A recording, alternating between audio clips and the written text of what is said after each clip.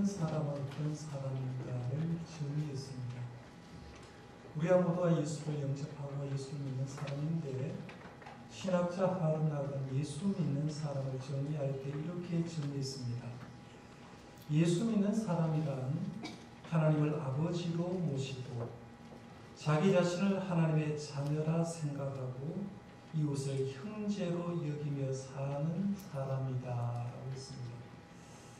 굉장히 간단한 정의인데 세 가지 관계성 속에서 예수 믿는 사람은 이렇다라고 말하면서 예수 믿는 사람이란 하나님을 아버지라고 생각하는 사람, 예수 믿는 사람은 두 번째로 자기 자신을 하나님의 자녀라고 생각하는 사람, 그리고 예수 믿는 사람들은 이 세상에 살아가는 모든 사람들을 형제, 자매라고 생각하는 사람이 예수 믿는 사람이다라고 얘기했습니다.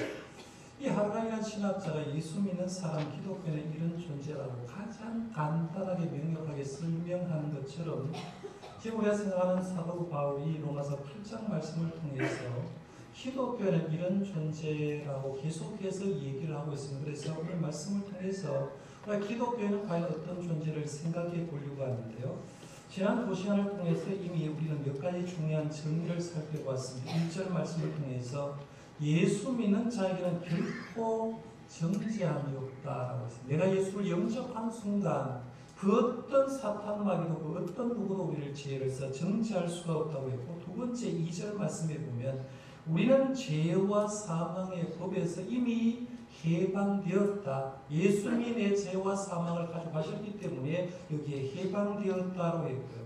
지난 시간에 생각한 9절 말씀이 보면 오늘 우리들은 그리스도 영이 우리 속에 거하는 사람이다. 우리는 그냥 보통 존재가 아니라 성령님이 내 속에 들어와 있는 존재로 우리는 성령을 쫓아 사는 사람이 바로 그리스도인이라고 했습니다. 그러면서 사도 바울은 계속해서 그리스도인은 이런 존재다라고 설명하는데 아마 오늘 본문 말씀 쭉 기록했을 때 사도 바울의 머릿속에는 구약의 출애굽 사건을 생각하면서 신약의 예수님의 십자가 사건과 매치를 해서 구약의 출애굽 사건을 염두에 두면서 십자가 사건과 비교를 해서 우리들이 어떤 존재인가를 얘기를 하고 있는데요. 제가 구약의 출애굽 사건을 이제 도표를 한번 그려봤어요. 이거는 어떤 책에 나온 게 아니라 제가 오늘 말씀을 묵상하면서 그냥 도표를 하나 간단하게 만들어봤는데, 구약의 출애굽 사건은 우리가 출애굽의 역사가 있지 않습니까? 그런데 출애굽의 정점에는 뭐가 있느냐 하면 유월절 어린 양의 죽음 때문입니다. 유월절 어린 양이 그 이스라엘 백성을 대신해서 죽음으로 유월절 어린 양의 죽음을 통해서 여기까지 재앙을 통해서 이제 출애굽을 했고, 출애굽을 했던 그 이스라엘 백성을 하나님은 광야 40년 생활하죠. 바로 이스라엘로 데려가는 것이 아니라 광야 40년 생활하는데, 광야 40년 생활할 때 하나님 그들을 불기둥 구름기둥으로 인도하셨고 먹을 것은 만나를 먹여주셨던 걸 보게 됩니다. 이렇게 40년 광야 생활하고 드디어 가나안 땅에 입성을 해주고 이스라엘 백성이 제사장 나라로서 삶을 살도록 인도해 준 걸 봅니다. 이걸 하나 둘씩 한번 생각해 보면요. 이스라엘 백성이 애굽에 내려갔을 때 우리가 알듯이 야곱의 자녀가 72명이 이스라엘에 내려가서 430년 생활하는데 430년 종살이할 때 마지막 쭉 됐을 때 너무 힘들었어요. 성경의 표현대로 보면 히브리 말로 크라는 단어를 썼는데 핏소리를 내면서 하나님 살려달라고 얘기합니다. 왜냐하면 아들 낳아도 아들 키울 수 없는 형편이고 너무 고역에 못하니까 하나님께 하나님 살려달라고 핏소리를 해서 기도했을 때 하나님은 모세를 이스라엘 백성들이 거기에서 살고 있는 사람들을 구출하기 위해서 애굽으로 보냅니다. 모세로 통해서 알듯이 10가지 재앙이죠. 피, 개구리, 이, 파리, 악질, 그 다음에 독종, 그 다음에는 얘기했을 때 우방, 메뚜기, 흑암, 장자의 죽음, 이렇게 10가지 재앙을 주게 됐죠. 이 마지막으로 이 장자의 죽음은 한번 생각해 볼 필요가 있는데요. 애굽에 있는 바로의 장자, 바로 왕의 장자부터 천민의 장자까지 다 죽이겠다는 얘기입니다. 그뿐만 아니라 가축의 처음 나는 것도 짐승도 다 죽이겠다고 얘기하는데, 하나님은 애굽에 있는 모든 사람의 장자를 죽인다고 약속하면서 히브리인의 장자는 내가 살려준다라고 하는데, 살려주는 방법이 뭐냐면 너희들 가정마다 양 한 마리를 잡으라. 어린 양 한 마리를 잡아서 그 피를 내고 어린 양의 유월절 어린 양의 피를 문설주와 임방에 바르면 죽음의 사자가 그 피를 보고 넘어가겠다는 그 집에 들어가지 않고 넘어간다고 했는데 유월절 제가 누차 설명할 때 그 말을 유월이란 말은 넘을 월자거든. 그러니까 넘어가는 의미로서 이스라엘 백성을 지켜주는 겁니다. 그러니까 히브리 민족은 살아난 방법이 뭐냐면 유월절의 보혈의 피로 인해서 살아난 거예요. 그런데 애굽의 입장에서 보면 그걸 몰랐기 때문에 결국에는 죽음의 재앙을 그들이 다 당하게 되고 바로 왕의 아들 죽고 천민의 아들 다 죽음으로 통해서 동시다발적으로 일어나니까 바로 왕이 무조건 항복한 거예요. 항복하면서 너희들 출애굽을 해라라고 이렇게 해서 출애굽을 시킵니다. 430년 만에 드디어 가나안 땅으로 출애굽을 했는데 출애굽을 시킨 다음에 하나님은 그러면 내가 너희들 출애굽 시켜줬으니까 그 다음부터는 너희들이 알아서 찾아가라라고 얘기하는 것이 아니라 출애굽을 시켜놓고 하나님은 불기둥으로 구름기둥으로 인도하기 시작했습니다. 밤에는 불기둥으로 인도했어요. 따뜻함으로 그 다음에 방향지시용으로 낮에는 구름기둥으로 인도하면서 하나님의 방향을 제시하고 구름기둥으로 이스라엘 백성을 시원케 줌으로 통해서 이스라엘 백성을 인도했고 40년 광야 생활하면서 물을 끝없지만 매일 아침마다 먹거리 만나를 이루어서 해결해 줌으로 통해서 또 반석에서 물을 내주심으로 통해서 40년 광야 생활을 철저하게 하나님 보여주고 40년 지난 다음에 가나안 땅에 입성해서 하나님의 사람으로 제사장 나라 사람으로 살게 해준 것이 출애굽의 역사입니다. 그런데 바울의 머릿속에는 기독교인의 삶도 똑같다라고 얘기를 하면서 기독교인의 삶도 출애굽 사건과 똑같은데 이것도 토표로 제가 만들어 보니까 이렇게 만들 수 있었습니다. 오늘 우리들이 예수를 구주로 영접하고 구원받습니다. 그런데 내가 구원받는 게 어떤 노력을 해서 구원받는 게 아니라 구원의 근거는 예수님의 십자가 사건이라는 거예요. 예수님이 내 죄와 허물을 대신해서 십자가에 돌아가신 것을 내가 믿는 순간 나는 이미 구원받은 사람인 줄 믿으시길 바랍니다. 내가 구원받은 백성이라면 이미 예수님의 십자가의 죽음이 전제되어 있다는 거예요. 그러면 예수님의 십자가의 죽음을 믿고 구원받아서 그 다음날 천국 가면 좋겠는데 우리가 살아갈 수가 예수 믿고 10년, 20년, 30년, 50년, 60년 동안 이 세상에 살아야 됩니다. 이 세상에 지상의 삶을 사는데 지상의 삶을 살 때에 성령님의 인도함을 받는다는 거예요. 성령님의 인도함을 받는데 성령께서 우리가 살도록 인도해 주시고 그리고 나서 이 세상의 삶이 끝나게 되면 천국으로 입성해서 영원한 하나님과 하나님의 나라의 삶을 온전히 사는 거라는 거예요. 기독교인의 출발점이 구약의 출애굽의 시작이 유월절 어린 양의 죽음이 있듯이 예수님의 십자가의 죽으심으로 통해서 구원의 역사는 시작된다고 했어요. 오늘 로마서 8장 지난번에 생각한 1절 말씀도 그런 말씀이죠. 그러므로 이제 그리스도 예수 안에 있는 자에게는 결코 정죄함이 없나니라고 하는데 1절 말씀에 그리스도 예수 안에 있는 결코 정죄함이 없다는 그 전제가 뭐냐면 예수님이 너 위에 죽었기 때문에 너에게는 정죄함이 없다는 거죠. 그러니까 1절 말씀의 그 전제는 예수님의 죽으심으로부터 시작한다는 거예요. 그러면 예수님의 죽고 구원의 삶을 사는 사람들 이 땅을 살아가는데 하나님이 혼자 살도록 안 내버려둔다는 거죠. 구약의 이스라엘 백성들을 불기둥 구름기둥으로 인도하셨듯이 지상의 삶을 사는 건 성령의 불이 인도하는 거죠. 성령 하나님이 우리의 삶을 인도하기 시작한다는 겁니다. 그래서 성령 하나님 우리를 인도해 주시고 우리를 천국 가운데 이 땅을 살게 해주셨다가 이 땅의 숨의 호흡이 끊어진 가 우리는 영원한 천국에 입성해서 천국에서 하나님의 나라의 삶을 산다는 거예요. 오늘 본 말씀 14절에서 17절 말씀이 바로 구원의 여정을 걷는 길에서 성령 하나님이 우리를 어떻게 인도하시는 걸 얘기하는 거예요. 그러니까 지상의 삶 가운데 성령님이 우리를 인도하시는, 이미 구원받은 우리 백성을 인도하는데 성령님이 우리를 어떻게 인도하시는지 이 부분에 대해서 설명하고 있는 말씀이 오늘 본 말씀이라는 거예요. 사실 우리가 성령 하나님 이렇게 얘기하지만 제가 지난번에 말씀드렸어요. 성부 하나님은 창조하셨다. 성자 예수님은 우리를 위해서 십자가에 돌아가셨다. 개념이 명확하게 잡히는데 성령 하나님 모습도 잘 안 잡히죠. 성경 말씀에 보면 성령의 모습을 여러 가지로 묘사합니다. 오순절 마가의 다락방에는 불로 임했죠. 바람같이 임했습니다. 때로는 예수님이 세례받을 때 보면 비둘기 같은 성령이 내렸다고 얘기합니다. 때로는 기름 같은 성령도 내렸고요. 때로는 비와 물처럼 비와 물이 시원하게 해주는 것처럼 성령 받으면 내 갈급했던 심령을 시원하게 만드는 게 성령 하나님의 사이라 볼 수 있는데 성령의 모습은 이렇게 다양하게 나타나기 때문에 구체적으로 어떤 모습인가는 정확하게 얘기할 수가 없지만 중요한 건 성령은 영적인 삶에 있어 필수 불가결하고 친밀한 존재랍니다. 내가 지금 예수를 믿고 천국 가는 삶에 성령님이 함께하지 않는다면 나는 천국 갈 도리가 없다, 길이 없다는 얘기입니다. 그래서 성경은 성령에 대해서 이렇게 정의했어요. 성령이 우리에게 그리스도에 대한 믿음을 주고 우리를 위로하며 진리로 이끄는 분이라고 성경은 가르쳐주고 있습니다. 그러나 성령은 예수님에 대한 믿음을 주고 그 다음에는 우리를 위로해 주는 거죠. 마음이 답답한 사람들, 교회 오면 목회자의 말로 통해서 위로받을 수 있는 게 아니라 하나님으로 통해서 성령님이 위로해 줄 수 있다는, 그 다음에는 성령님이 우리를 진리로 인도하는 거죠. 여러분이 말씀을 잘 들으면 나도 모르게 진리 가운데 막 파고들고 싶은 생각이 들어요. 말씀을 알고 싶은 생각이 드는데 그게 성령님이 내 속에 내주할 때 그런 생각이 든다는 얘기입니다. 바울서 시를 보면 성령 하나님과 성도 우리의 관계를 얘기를 할 때 6가지 정도로 이렇게 정리를 해볼 수가 있는데요. 성령은 예수님을 주님으로 고백하도록 가르칩니다.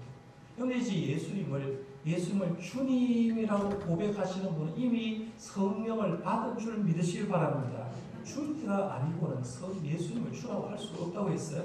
그 다음에 두 번째는 성령은 내가 하나님의 자녀임을 항상 기억나게 합니다. 네 누구야? 너 하나님의 사람이지? 라고 생각나게 하는 게 성령님이라는 거예요. 그 다음에는 성령은 항상 내 안에 계시고 내가 안에 성령님이 계시기 때문에 나는 성전이 되는 거죠. 우리가 성령이 빠진 사람은 성전을 할 수도 없어요. 성령은 내 안에 계시고 성령이 내 안에 계시기 때문에 나는 하나님의 성전이라고 했고요. 네 번째, 성령은 그리스도 안에서 나를 인치셨으며 나를 안전하게 보호하신다. 내가 가는 것을 걱정하지 마십시오. 성령님이 여러분을 인도하시고 지켜주는 줄 믿으시기 바랍니다. 하나님이 나를 보호해 주는 거예요. 그 다음에 성령님은 나에게 하나님의 일을 할 수 있도록 은사를 주시고요. 그 다음에 6번째로 성령은 내 안에서 열매를 맺게 해주죠. 성령의 9가지 열매, 사랑부터 쭉 해서 절제 열매까지 예수를 믿으면 나도 모르게 사람 변한다 하면서 변하기 시작합니다. 바울은 이렇게 성령으로 인해서 우리가 예수를 믿게 되었고 성도가 되고 열매 맺는 삶으로 이어지겠다고 명확하게 말씀하는데 오늘 본문 말씀을 쭉 보면 성령님을 통해서 내가 어떤 존재가 되었는지를 잘 얘기를 하고 있습니다. 14절부터 제가 오늘 먼저 생각하고 그 다음에 12절, 13절은 제일 마지막에 생각하려고 하는데요. 14절, 15절 말씀을 한 목소리로 같이 한번 읽어봅니다. 시작. 무릇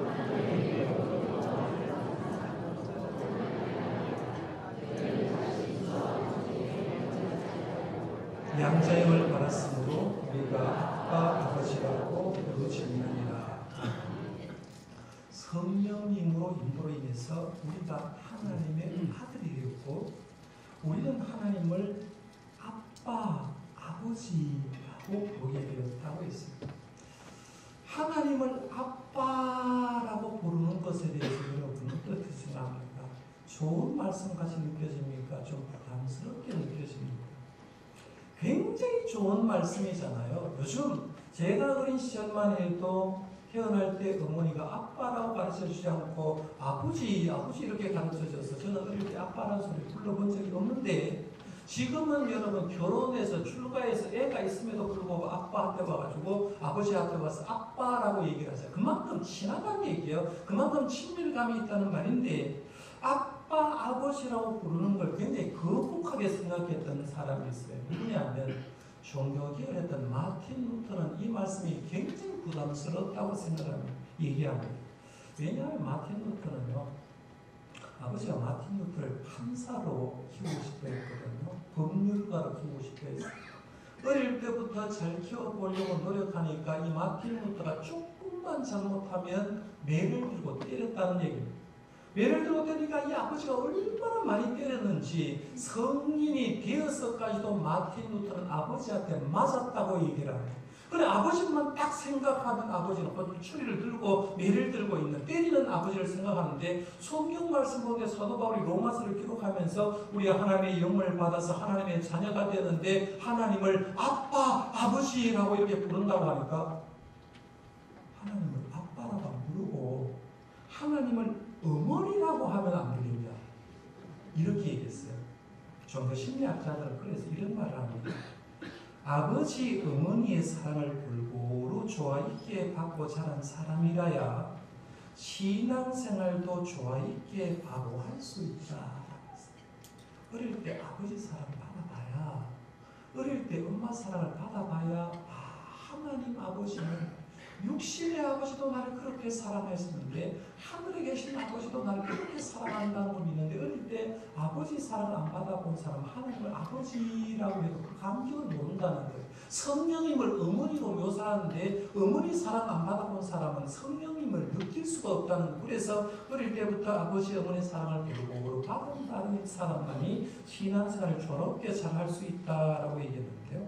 저와 여러분들은 이미 하나님께 양자가 되어서 아빠, 아버지라고 부르도록 허락되었으니까요. 육신의 아버지가 좀 엄한 아버지였더라고 해도 그 아버지 날 사랑하는 줄 믿고요. 아빠, 아버지라고 자신감 있게 하나님을 부를 수 있기를 바랍니다. 진심으로 이런 고백이 되어야 된다는 거예요. 그럼 16절 말씀을 한번 가보세요. 16절에 보면 성령의 침이 우리 영과 더불어 우리가 하나님의 자녀인 것을 증언하시나니라고 말하면서 내가 하나님의 자녀라는 걸 증언하는 분이 있는데 그분이 누구라고 했어요? 성령님이 너 하나님의 자녀야? 라고 정리해 준다는 거예요. 이해를 돕기 위해서 제가 히브리인의 전설 하나를 드리겠습니다. 어떤 히브리인이 한 사람이 이제 자기 아들을 안고 광야길을 걸어갔어요. 넓게 생각하면 이런 겁니다. 하나님이 이스라엘에서 얻고 광야 40년 걸어갔다고 이렇게 생각하시면 돼요. 히브리인 한 사람이 자기 아들을 얻고 이제 광야를 가다가 친구를 만났어요. 친구를 만나서 이제 아이의 아버지하고 친구하고 저런 얘기에서 인사를 하고 하면서 친구가 아이를 얻고 있는 아버지에게 물었어요. 걔 누구냐라고 물으니까 내 자식이다, 내 아들이다 라고 얘기했어요. 있는 그대로 얘기를 했습니다. 그러면 이제 아버지 친구가 그냥 그런 줄 알고 가면 되겠는데 아버지의 친구가 업힌 아들에게도 이렇게 물었어요. 너를 얻고 가는 이 사람이 진짜 너 아버지냐? 이렇게 물었어요. 이때 아이가 하면 대답하면 좋겠는데 펴있던 아들이 대답하기를 아니요! 라고 이렇게 대답하는 거예요. 아버지가 열받잖아요. 딱 땅바닥에 내려놓고 하도 기가 막혀서 내가 왜 너의 아버지가 아니냐? 라고 물었어요. 페이터가 땅에 내려온 아들이 대답을 합니다. 어째서 당신이 내 아버지입니까? 그러니까 아버지가 또 대답합니다. 내가 너를 업어주었지 않느냐? 아들이 대답합니다. 업어주면 다 아버지입니까? 라고 대답을 했어요. 아버지와 아들 사이에 시비가 붙은 겁니다. 아들은 아버지가 아니라고 보고 아버지는 얘가 내 아들이라고 이렇게 얘기를 해서 시비가 계속해서 붙었는데 문제는 얘가 이 아버지의 아들인 걸 뭘로 통해서 증명할 수 있냐는 거예요. 요즘 같으면 유전자 검사하면 된다고 얘기하지만 옛날 방식에 어떻게 그런 것이 없었으니까 어떻게 하면 되냐는 거예요. 아이를 먹여주고 입혀주고 그리고 업어주면 아버지냐 라는 문제가 생기는 겁니다. 무엇으로 그때 당시에 광야길을 건너는 그 당시에 아버지임을 증명할 수 있나고 하면 그 아버지가 너의 아버지라는 걸 증명해 줄 사람이 필요하다는 거예요. 증명해 줄 사람의 완벽한 사람이 누구냐면 아이의 어머니라는 얘기입니다. 그렇죠? 어머니가 딱 등장해가지고 하늘이 반쪽 나도 네 아버지는 이 사람이야 라고 아버지를 증명해 주면 어머니가 저 사람을 통해서 내가 널 낳았다고 하는데 아들이 할 말이 없다는 거죠. 성령이 뭘 하느냐라고 했을 때 성령은 이런 일을 한다는 겁니다. 그래서 초대교회 교부들 가운데 성령님을 어머니의 영으로 묘사를 할 때가 많다. 어머니의 영. 왜 성령을 어머니의 영으로 묘사했느냐 하면 성령이 바로 우리가 하나님의 자녀인 것을 증명해주고 증거해주는 분이 바로 성령 하나님이기 때문에 그렇다는 거예요. 이게 16절 말씀입니다. 성령의 질이 우리의 영과 더불어 우리가 하나님의 자녀인 것을 증언해준다. 자, 그럼 17절로 가봅니다. 자녀임은 또한 상속자고 하나님의 상속자예요. 그리스도와 함께한 상속자예요. 우리가 그와 함께 영광을 받기 위해서 고난도 함께 받아야 할 것이라고 했어요. 이미 우리가 하나님께 양자가 돼서 아빠, 아버지라고 부르면 우리는 하나님의 기업을 누릴 수 있는 상속자가 된다는 얘기입니다. 그러니까 성도는 하나님의 자녀로서 끝나는 게 아니라 하나님 아버지가 가진 모든 것을 상속받을 수 있는 것, 그 최대한 좋은 게 뭐예요? 하늘 천국이죠. 천국을 물려받을 수 있다는 얘기입니다. 그래서 우리가 입양하는 게 우리나라 같으면 아직도 보편화되지 않았습니다만은 미국은 입양이 보편화됐잖아요. 전 세계적으로 여행을 하다가 가난한 나라의 아이들 보면 불쌍해서 하나, 둘씩, 셋씩 입양하는 것을 보는데요. 보통 입양하면 이제 어린 아이들을 입양을 하는데 당시 로마 교회에서 이 편지를 쓸 때 로마 사회에 있는 입양 문화가 보편화되는데 어린 아이 입양보다는 장성한 사람을 입양했다. 청년 정도를 입양했는데요. 로마 시대의 입양은 그 성인을 많이 입양을 했는데 성인된 아들이 입양되면 그 집에 자기 집은 굉장히 가난하다가 입양한 집이 굉장히 고급 가문이고 집안이 괜찮으면 그 집에 재산을 관리하거나 가족 사업을 맡으면서 그 가정에 누리는 부와 건설을 다 누릴 수 있게 되는 거예요. 대표적으로 입양을 해서 성공한 사람, 기독교인은 별로 좋지 않은 사람인데 네로 황제 여러분 아시죠? 네로 황제. 기독교를 핍박했던 네로 황제가 입양된 사람. 그의 아버지 클라우디우스가 양자로 입양했고 자기 아버지가 황제였는데 자기 아버지가 세상을 떠나고 아들 네로가 양자지만 로마 황제가 된 것을 보게 되는데요. 지금 바울이 말하고자 하는 게 이겁니다. 우리가 죄의 종으로 살다가 십자가 사역으로 하나님의 자녀가 되었다는 겁니다. 하나님의 양자가 되었으면 하나님이 누리는 것을 누릴 수 있는 상속자가 되는데 상속받을 때 좋은 것만 상속받는 게 아니라 예수님이 당하신 고난까지도 상속받아서 우리에게 고난이 있을 수 있다. 그 부분은 이제 다음 주에 생각하기로 하고요. 오늘 말씀 여기까지 한번 정리해 보면 이런 겁니다. 우리 예수님을 믿음으로 통해서 하나님의 아들이 딸된 우리가 얼마나 귀한 복을 받았냐. 복 받았으니까 안 받았으니까 하면 여러분은 이 세상 누구보다도 많은 복을 받은 사람인 줄 저는 믿습니다. 하나님의 아들이요 하나님의 상속자가 되었다는 문제가 하나가 있어요. 내가 이 세상 예수를 영접하고 제가 지난번 말씀드렸듯이 세례받고 그 다음날 세상을 떠서 천국 가면 좋겠는데 예수 믿고 이 땅에 사는 사람이 길잖아요. 요즘 평균 수명이 길니까 50년, 60년 막 예수를 믿어야 된다는 겁니다. 믿다가 보니까 내가 성령 충만할 때는 괜찮은데 믿다가 보니까 옛날 안 믿을 때가 안 좋았냐라고 말하면서 회개하고 싶은 생각이 자꾸 든다는 얘기죠. 제가 아까 도표 두 가지를 보여드렸는데 다시 한번 보겠습니다. 도표 출애굽 사건을 보면 6월절 어린 양의 죽음으로 통해서 출애굽을 했어요. 광야 40년 생활할 때 하나님은 불기둥 구름표 인도하셨고 만나와 메추라기를 줬고 물을 반석에서 물을 내어주었습니다. 그러고 나서 가나안 땅에 입성을 했습니다. 가나안 땅에 또 입성해서 제사장 나라가 들어갔는데 문제는 광야 40년 생활할 때에 출애굽했던 출애굽 1세대들이 하나님의 은혜를 지금 받고 삽니다. 홍해를 건넜습니다. 만나와 메추라기를 매일 아침마다 먹었습니다. 먹으면서 뭘 생각하냐면 매일 아침마다 똑같은 음식 줬거든요. 오늘도 만나, 내일도 만나, 모레도 뭘까요? 만나 주니까 이스라엘 사람들이 머리 확 돌아버려요. 옛날에 애굽에 있을 때는 고기 가마에서 고기 먹었대요. 요즘 말로 하면 옛날에 애굽에 있을 때는 소고기 전골에서 소고기 구워 먹다. 삼겹살 쫙 기름나게 구워가지고 상추 쌈 싸가고 먹었다. 김치찌개 해서 먹었다고 생각하면서 광야 생각하면서 뭘 생각하냐면 과거에 애굽에 있을 때 좋지도 않았는데 그걸 생각하는 거예요. 애굽에 있었을 때 믿었던 신이 괜찮은 것 같아서 송아지를 만들어놓고 신이라고 섬기는 거죠. 그러고 나서 옛날에 생활했던 우리는 거룩한 백성임에도 불구하고 음행하기 시작했고 하나님을 원망하고 하나님을 시험해서 결국에는 출애굽 1세대는 광야 40년 생활하면서 한 명도 여호수아 갈렙에 의하면 가나안 땅에 들어가지 못했죠. 나왔어요. 회개하다가 다 죽었어요. 사도 바울은 지금 이걸 생각하는 겁니다. 우리가 예수님의 십자가 사역으로 성령의 인도하심으로 통해서 신앙의 길을 걸어가고 있습니다. 여도표 한번 보십시오. 예수님의 십자가의 죽으심으로 우리는 구원함을 받았어요.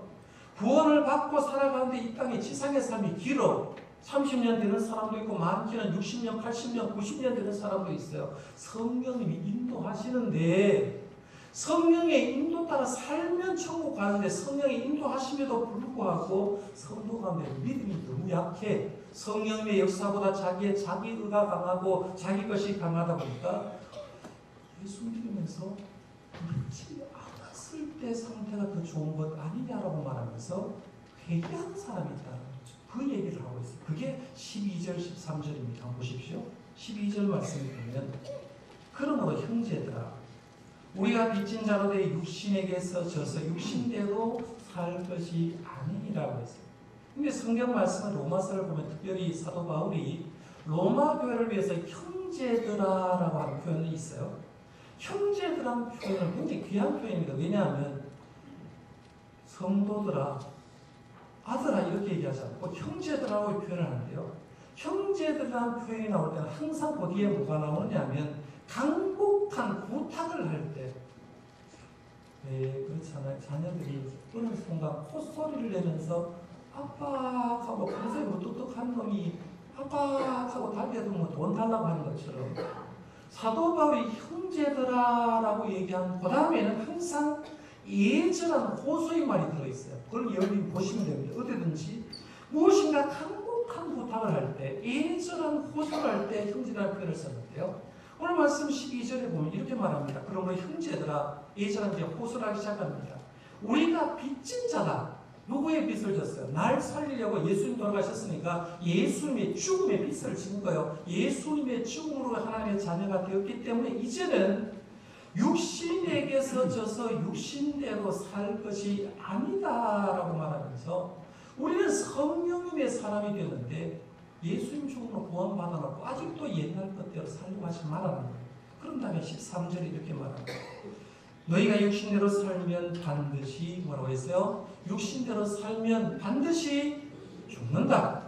지금 이 말을 받는 로마 교인들이 교인이잖아요. 예수 믿는 사람이에요. 예수 믿는 사람이라 얘기할 때 너희가 예수 믿고 있지만 육신대로 살면 반드시 죽을 것이로되 영으로서 몸의 행실을 죽이면 살리니라고 얘기합니다. 과거에 출애굽했지만 육신의 욕구대로 살았을 때 출애굽은 해놓고 가나안 땅에 들어가지 못하고 죽은 것처럼 너희들 예수의 은혜로 태어났고 구원함 받았지만 육신대로 살면 너희도 죽어. 천국 못 가. 그러니까 육신대로 살지 말고 몸의 현실은 육을 가지고 있기 때문에 육의 것이 드글드글 굴러서 나를 괴롭힐 때 그것을 죽이면 너희가 영원히 산다. 이 얘기를 하는 거죠. 목하는 목사님이 이 부분을 몸의 현실, 육신의 현실이 드러날 때 죽이는 방법을 5가지를 이렇게 소개를 했어요. 책에 보니까요.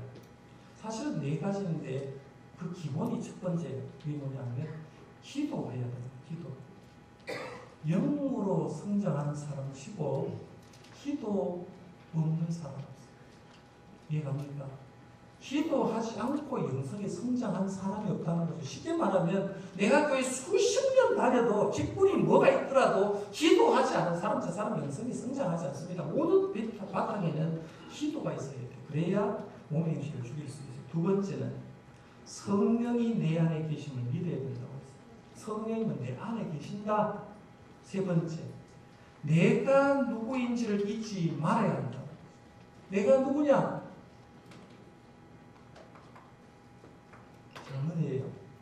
시집가려고 준비하죠. 내가 누구예요? 나는 하나님의 자녀예요. 그렇죠? 누가 물을 때 정확하게 대답하라는 거죠. 나 누구야? 나 하나님의 자녀야 라고 대답해야 돼요. 나는 하나님의 아들, 아버지라고 부르잖아요. 하나님 아버지라고 부르면 나는 하나님의 자녀죠. 그 다음에 네 번째, 유혹 앞에서 단호한 태도를 취해야 된다.